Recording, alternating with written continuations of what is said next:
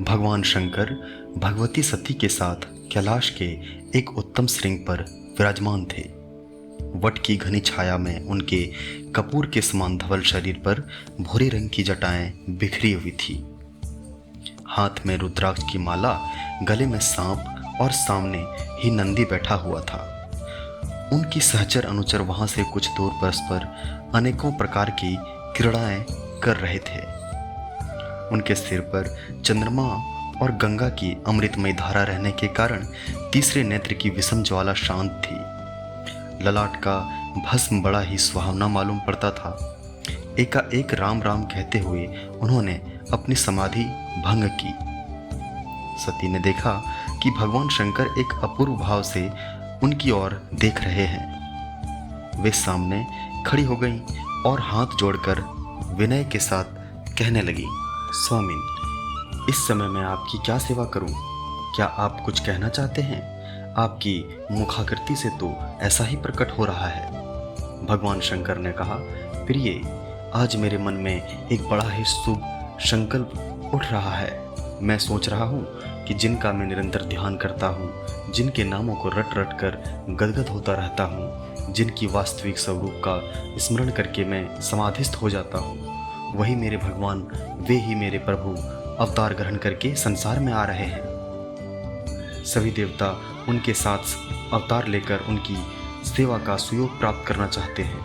तब मैं ही क्यों वंचित रहूं? मैं भी वहीं चलूं और उनकी सेवा करके अपनी युग युग की लालसा पूर्ण करूं, अपने जीवन को सफल बनाऊं। भगवान शंकर की यह बात सुनकर सती सहसा यह न सोच सकी कि इस समय क्या उचित है और क्या अनुचित। उनके मन में दो तरह के भाव उठ रहे थे।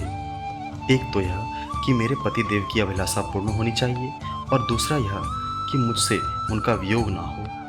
उन्होंने कुछ सोचकर कहा, प्रभु, आपका संकल्प बड़ा ही सुंदर है। जैसे मैं अपने इष्ट देव की आपकी सेवा करनी चाहती हूँ, वैसे ही आप भी अपने इष्ट देव की सेवा करना चाहते हैं। परंतु वियोग के भय से मेरा हृदय ना जाने कैसा हुआ जा रहा है। आप कृपा करके मुझे ऐसी शक्ति दें कि मेरा हृदय आपके ही सुख में सुख मानने लगे। एक बात और है, भगवान का अवतार इस बार रावण को मारने के लिए हो रहा है। वह आपका बड़ा भक्त है। उसने अपने सिर तक काटकर आपको चढ़ाए हैं। ऐसी स्थिति में आप उसको मारने के काम में कैसे सहायता कर सकते हैं? भगवान शंकर हंसने लगे। उन्होंने कहा, देवी, तुम बड़ी भोली हो। इसमें वियोग की तो कोई बात ही नहीं है। मैं एक रूप से अवतरित होकर उनकी सेवा करूंगा और एक रूप से तुम्हारे साथ रहकर तुम्हें उनकी लीलाएं दिखाऊंगा तथा समय समय पर उनके पास जाकर उनकी स्तुति प्रार्थना करूंगा। रह गई तुम्हारी दूसरी बात, सो तो जैसे रावण ने मेरी भक्ति की है, वैसे ही उसने मेरी एक अंश की अवहेलना भी की है। तुम तो जानती ही हो, मैं 11 स्वरूपों में रहता हूँ। जब उसने अपने 10 सिर चढ़ाकर मेरी पूजा की थी, तब उसने मेरे एक अंश को बिना पूजा किए ही छोड़ दिया था। अब मैं उसी अंश के रूप में उसके विरुद्ध युद्ध कर सकता हूँ और अपने प्रभु की सेवा भी कर सकता हूँ। मैंने वायु देवता के द्वारा अंजना की गर्भ से अवतार लेने का निश्चय किया है। अब तो तुम्हारे मन में कोई दुख नहीं है ना? भगवती सती प्रसन्न हो गई। देवराज इंद्र की अमरावती में एक पुंजिकस्थला नाम की अप्सरा थी। उससे कुछ अपराध बन गया, जिसके कारण उसे वानरी होकर पृथ्वी पर जन्म लेना पड़ा।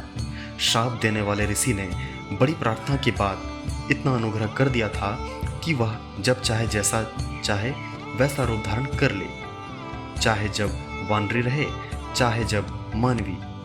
वानर राज केसरी ने उसे पत्नी के रूप में ग्रहण किया था।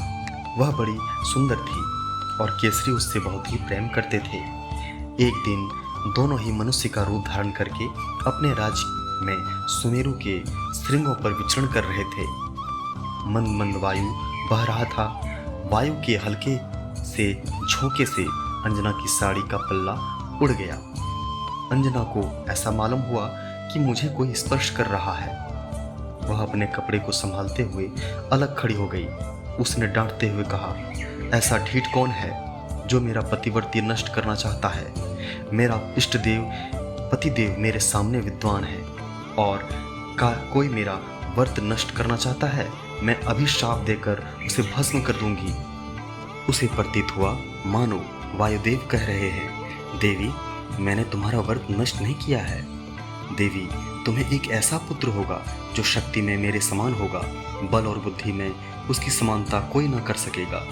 मैं उसकी रक्षा करूंगा, वह भगवान का सेवक होगा।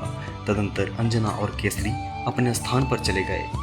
भगवान शंकर ने अंश रूप से अंजना के कान के द्वारा उसके गर्भ में प्रवेश किया। इस कहानी का यह पहला पाठ है। आगे की भाग में जीवन को समझने के लिए आप लोगों को बहुत सारी रोचक जानकारियां मिलेंगी, जो हमें हमारे आराध्य देव हनुमान जी से सीखने को मिलेगा। इसके आगे के भाग को हम आप लोगों के सहमति के अनुसार जल्द ही लाने का प्रयास करेंगे। ऐसे ही सकारात्मक ऊर्जा देने वाली कहानी के लिए इस चैनल को सब्सक्राइब कर लें। धन्यवाद।